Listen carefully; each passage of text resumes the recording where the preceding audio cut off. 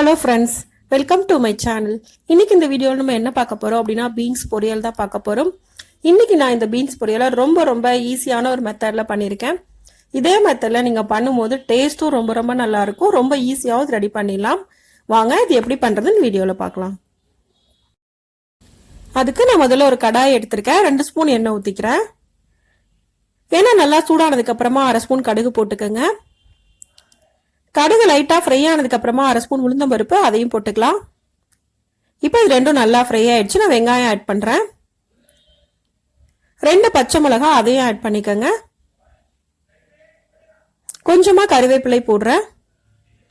இப்போ இது எல்லாத்தையும் சேர்த்து நல்லா ஃப்ரை பண்ணிக்கலாம். பச்சை மிளகாய் உங்க காரத்துக்கு ஏற்ற மாதிரி கூடவோ குறைச்சலோ நீங்க போட்டுக்கோங்க.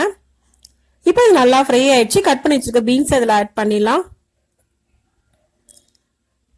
இந்த பொரியலுக்கு பீன்ஸை நல்லா சின்னதாக கட் பண்ணிக்கோங்க.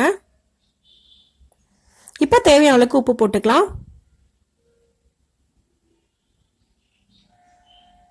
கொஞ்சமா மஞ்சள் தூள் போட்டுக்கோங்க. அது வேணாம் அப்படின்னா நீங்க அவாய்ட் பண்ணிக்கலாம். அது வந்து ஆப்ஷனல் தான். இப்போ இது எல்லாத்தையும் சேர்த்து நல்லா மிக்ஸ் பண்ணிக்கலாம். நல்லா மிக்ஸ் பண்ணதுக்கு அப்புறமா 2ல இருந்து 3 நிமிஷம் போல இதை சிம்ல வச்சு நல்லா ஃப்ரை பண்ணிக்கோங்க.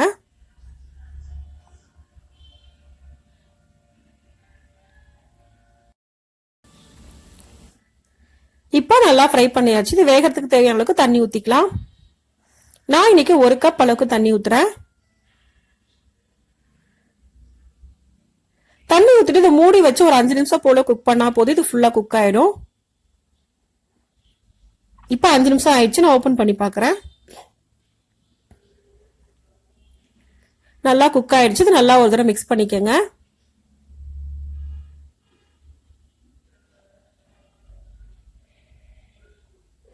தண்ணி எதுவும் இல்லாம இந்த அளவுக்கு நல்லா குக் ஆனதுக்கு அப்புறமா தேங்காய் துருவல் ஆட் பண்ணிடலாம். நான் இன்னைக்கு 1/2 கப் அளவுக்கு தேங்காய் துருவல் ஆட் பண்ணியிருக்கேன். தேங்காய் துருவல் போட்டதுக்கு அப்புறமா நல்லா ஒரு தடவை மிக்ஸ் பண்ணிக்கோங்க. இப்போ நல்லா மிக்ஸ் பண்ணியாச்சு. இந்த அளவுக்கு நல்லா மிக்ஸ் பண்ணதுக்கு அப்புறமா அடுப்புல சிம்ல வச்சுட்டு 2ல இருந்து 3 நிமிஷத்துக்கு நல்லா ஃப்ரை பண்ணிக்கோங்க.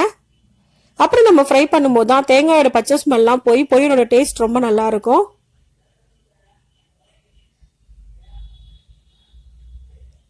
இப்போ 2 நிமிஷத்துக்கு நல்லா ஃப்ரை பண்ணியாச்சு. இந்த அளவுக்கு ஃப்ரை பண்ணதுக்கு அப்புறமா நம்ம அடுப்பை ஆஃப் பண்ணிடலாம்.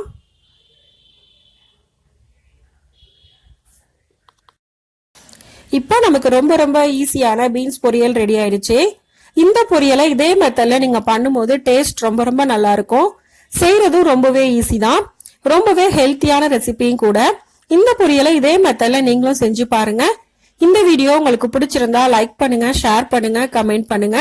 மறக்காம சேனலை சப்ஸ்கிரைப் பண்ணுங்க. தேங்க்ஸ் ஃபார் வாட்சிங்.